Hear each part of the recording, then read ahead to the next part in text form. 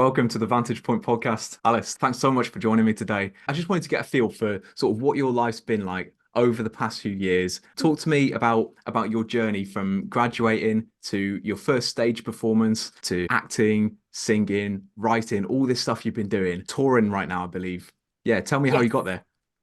There's not much in the acting scene in North Wales. I was very lucky to have very supportive parents, and I was auditioning for drama school and auditioned for about 3 years. So the first year I got into 2 foundation courses, which was brilliant, and I went to the GSA Foundation in Guildford, and that was so good, and I learnt so much. And then auditioned again, didn't get in anywhere.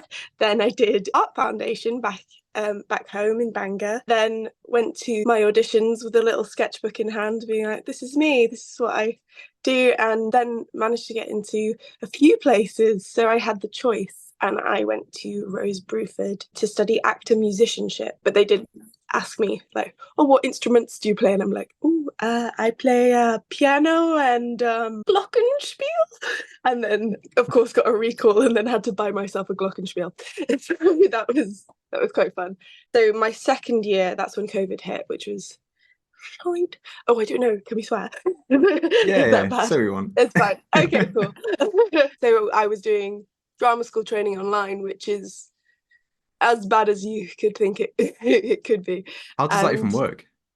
Oh, video calls? It was hilarious. So we'd be doing like a Shakespeare scene like this, and there was one scene I did that's in Richard III, and I meant to spit at Richard III, and so I just went at the camera, and then the other person went on the other side, and it was like, oh god, this is not fun.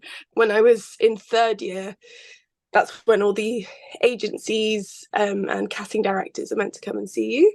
So people were quite scared still to come out and to mingle and things. So then there was the second lockdown, and that's when I actually got my agent, because I sent out my show reel, and I'm with McFarlane Shard Associates with John, which is he's honestly the perfect agent that I wanted. I was getting auditions and auditions, mostly no's. You train yourself your whole life for all these no's, but you don't even get no's. You just get silence, which I think sometimes is worse.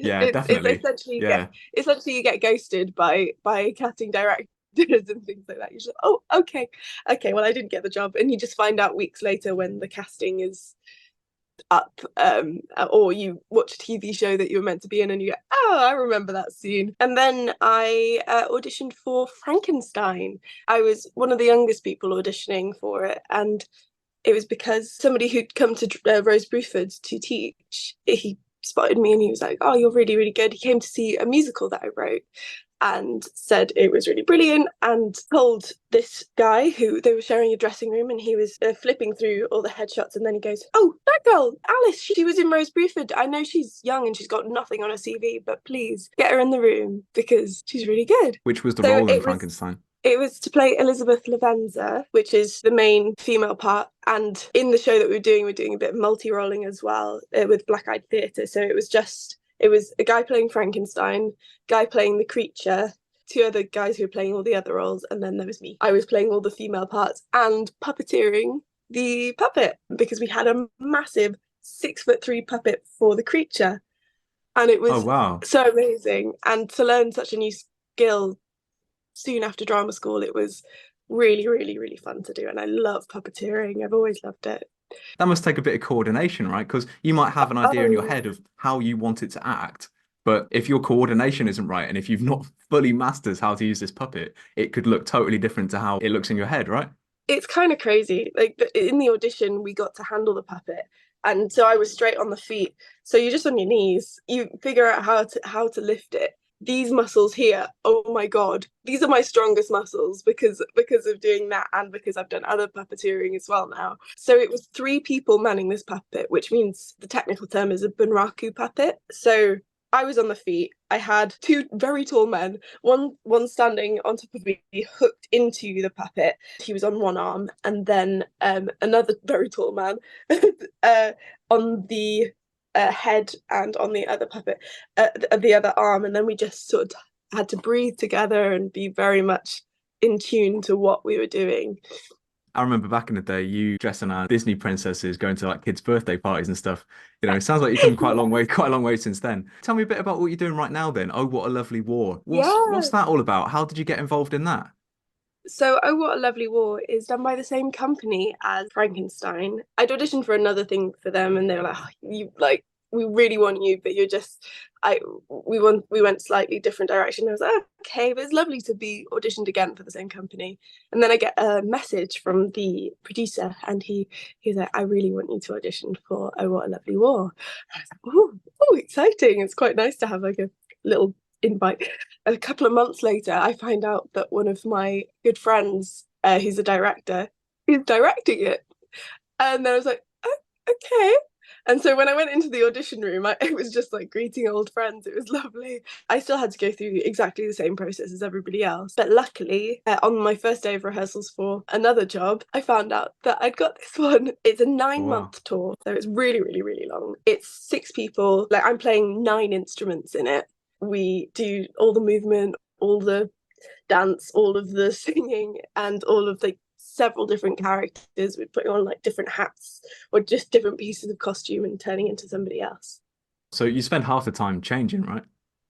Oh yeah, honestly, but we do it in front of the audience. so Oh, they fair get, enough. yeah, they get another show. How many instruments can you play? Oh goodness. I play piano. Piano is my main instrument. Obviously picked up the glockenspiel.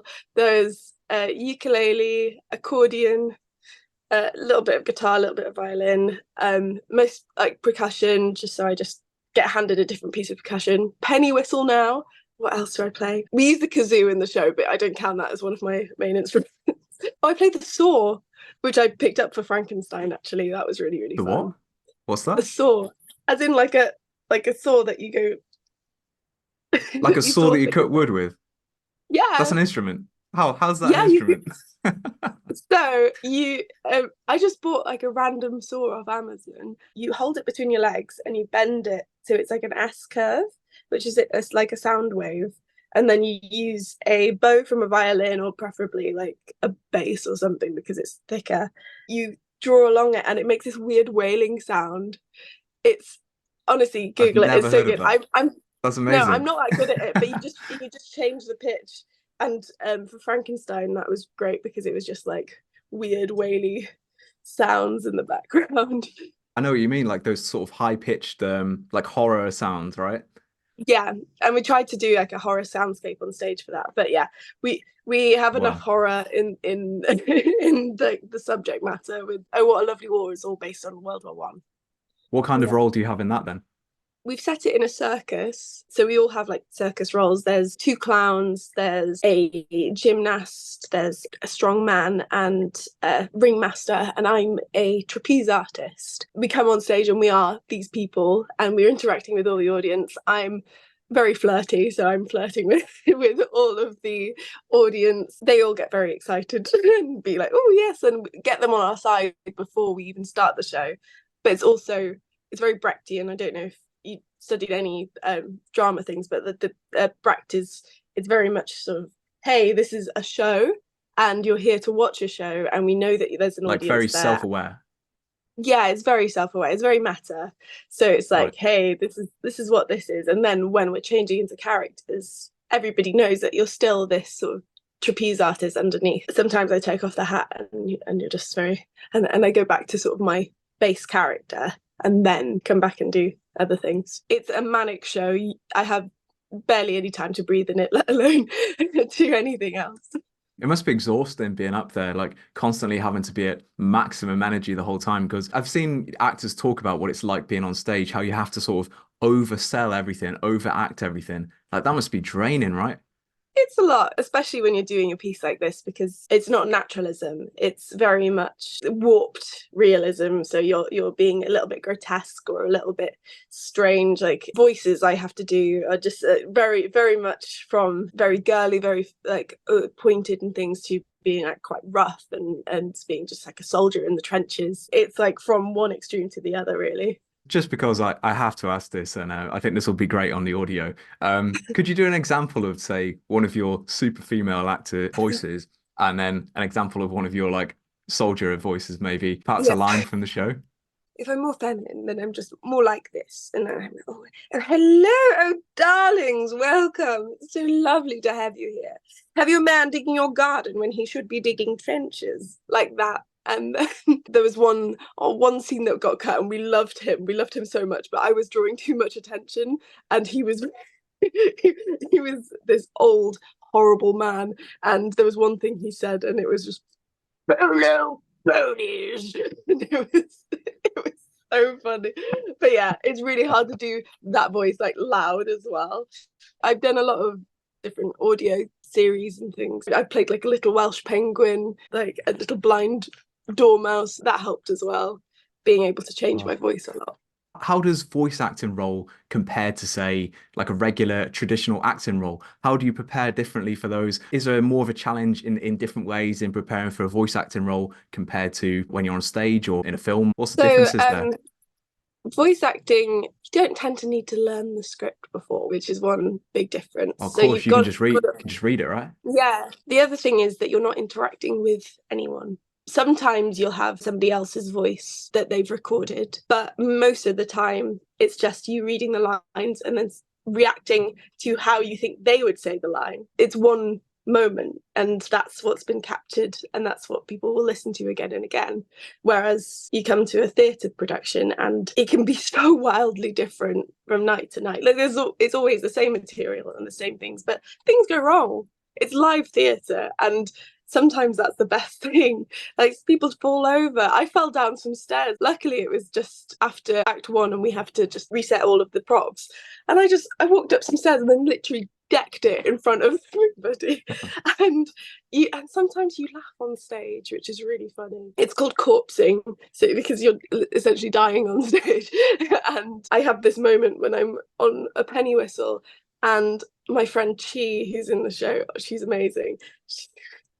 There's a gap in the set, and then she just poked her face through to make me giggle. But there is no hiding when you're doing like a little blow an instrument, so I just started going, and I couldn't stop laughing. And then the noise was making me laugh more. I could feel people's eyes on me on stage. I was like, no, I can't. I was luckily facing the back, but that killed me. It must be quite fun just coming up with stuff on the fly, like when stuff does go wrong, freestyling it a little bit. What are some ways that you mentally and physically prepare yourself when you're about to take on acting as a particular character? How do you get in the sort of mindset and the mode to embody that character and make it convincing? I find a character on the page, and then you just go, okay, what can I do to make this true to me? How do I make it funny? How do I make it different from all of the other characters I've played? I tend to go towards voice first and think, oh, what type of voice, like what accent would they have, what things like that, and then sort of find that in my voice, and then I find it in my body, essentially for like the old man part that I was like, oh, so it's very down here, you've got to do this, and then you feel very posh, and you have to do that type of voice, and then you're like, what body would go with that? And so I sort of made him quite like hunched over with like a stick, and then he's just hobbling and always has like a shake in his leg. This is like to the extreme. When you're in that body and when you're doing that, you kind of find different choices. One of my choices was that character was obsessed with She, who's the other female character, and she was beautifully playing the violin, and so he was like, oh, I quite fancy her, and then going over to her and trying to flirt with her, but it's like disgusting. It's like when a horrible old man comes up to you, and I just wanted to give that vibe from a woman doing it. It's just quite funny to see on stage. You That's just the discover Roshi things. vibes. Yeah, and you get to discover things on stage and how the audience reacts, and you go, oh, they didn't like that. Okay, I'm gonna try something different tomorrow, or just like slightly altering it. But even sometimes you say the same line exactly the same way, and one audience will pee themselves laughing at it, and then the other one's just like silence. It just depends on the night. It just depends on the audience. It depends how cold the auditorium is. I'm trying to look at this from like a personal training perspective. So like if I was thinking about this as someone who knows nothing about, theatre and what actually goes into it, I'd be thinking, right, I've got to repeat this 10 times. If I want to embody an old man, I've got to practice walking around like that. Or say I'm trying to be the hero of the story, I've got to get in sort of physical shape to believably portray that. We have this little phrase that rehearsal is, in French, is répétition. Doing things again and again and again. You have to practice it and you have to do it, especially when you're going from one character to another. That's one of the hard things, because you're finding your track, and then you go, okay, so at this point I need to be like this, and at this point I need to be in a different way, but always keeping this base level. We always do a warm-up before the show. We do a physical warm-up just to feel in our bodies, and I do a bit of dancing in the show. There's one point where I'm doing a little bit of a sort of Charleston-esque bit, and I have to just warm up my legs to do that. It's quite physical. And then we do a vocal warm-up, going from like the base of your voice to the height. And I guess it's kind of similar with training and things like that, because you have to start going, okay, I'm just easily starting on my muscles, and then you can go up to like the big notes and belting. You have to have that foundation there, otherwise you'll go on stage and you'll crack or you'll hurt your voice. It's very easy to hurt your instrument, which is your body, because you haven't warmed up properly. It'd be so easy to pull a muscle and just ruin it. You know, you're supposed to be doing, say, 10 weeks of the show, and you pull a muscle or damage your voice in the first week, and you're stuffed then for the rest of it, aren't you?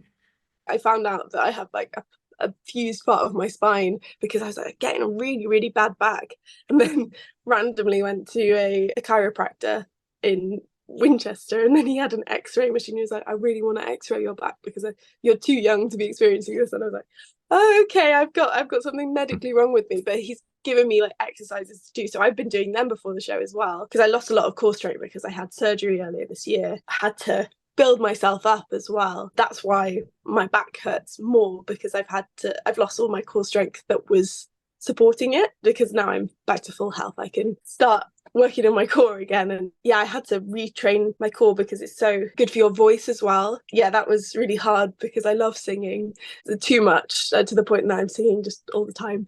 And when you can't do that, it really throws you off as a person. So yeah, I bet. Yeah, that must have been tough. People come to me and they say my lower back hurts, so I can't do certain types of core training. But the best thing you can do for your lower back and for your back in general is to train your core. If it hurts, find a way around it. You don't want to lose the ability to protect your spine by using your core. You know, that's a function of your core, is to protect your spine. So yeah, it's great. It sounds great what you've done there. As soon as you could, you got back on it and you got that core strength back, and that'll be great for you going forward. What are some of the other hurdles you've had in your sort of journey so far? Like, has there ever been anything else that's like affected your voice, or, you know, you've got on stage and had stage fright? Do you ever get that? I've not had stage fright in a very long time. There's a few times I've got nervous, and that was for opening night, when I get thrown loads of different things beforehand. I got a bit nervous for press night because I'd never had a press night before, which is when loads of reviewers come in and review you and what you're doing, right. And you're just like, oh god, what are they going to say? But luckily went fairly well, and I've had really, really lovely responses. The surgery earlier this year, that was very difficult because it was a big emergency thing, and had surgery on my abdomen, and that was very scary. And also getting over the mental thing for that as well. You just have to do that. I think a lot of actors struggle a lot with their mental health, because I wasn't in work for about 14 months, like in acting work. People just think, I'm never going to act again, I'm never going to get a show again. But you just have to have this self-belief, and you get another role, you get another 2 roles, and then you're like, oh, okay, I can do this. The belief that you are good enough. And people say, oh, are you a working actor? Or well, you're not really an actor, you're a barista or whatever like that. And it's like, no. If a doctor was working in Costa, you'd be like, well, yeah, I'm a doctor, but I'm just working in Costa at the moment. Well, it's not exactly the same thing. But all actors, until we go, okay, no, I don't want to do that. It sounds to me like that's your Jaime Lannister moment. I don't suppose you watched Game of Thrones back in the day. He's the greatest swordsman in the land, right? And he loses his hand. You see him go from cocky and brash to relearning who he is, because he's lost the thing that made him who he thought he was. I imagine you go through a bit of that when you lose the skill that you have. For example, if you have an abdomen surgery, it affects your singing and your ability to perform. It makes you really reevaluate, who am I? And then, you know, you manage to get yourself back there. For some people, they would just give into that. So fair play for getting through that. We've not got long left, so I just want to wrap it up with just a couple really light questions. So sure. Movies, what kind of stuff do you watch? What inspires you? Any actors that you take inspiration from? So actors, Jodie Comer. I love Jodie Comer. Judi Dench for my Shakespeare. David Tennant. I love David Tennant. I also got to meet him by accident. Oh, it was so exciting. So lovely to meet him. I was like, oh my God, I had to try and be cool. I had a birthday recently and I held a party that was full of 26 of my favourite movies because I can't make a proper choice, but horror, Hereditary. For the one that I just love to put on and cry to is Bridget Jones's Diary.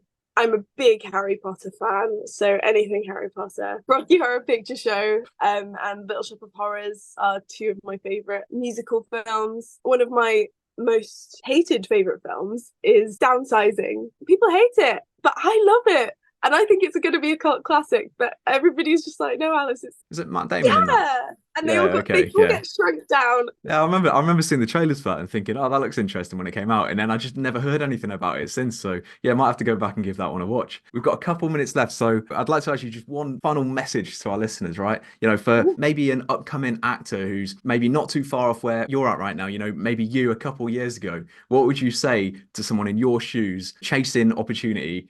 What bit of advice would you give to them? Never stop believing in yourself and that you are good. You can do this. It's a hard thing to do, but believe in yourself. You'll get far. Fair play. Yeah, I think that's a message that we can apply that to pretty much anything. So yeah, awesome. Alice, thanks so much for joining me today on Vantage Point Podcast. It's been lovely to speak to you.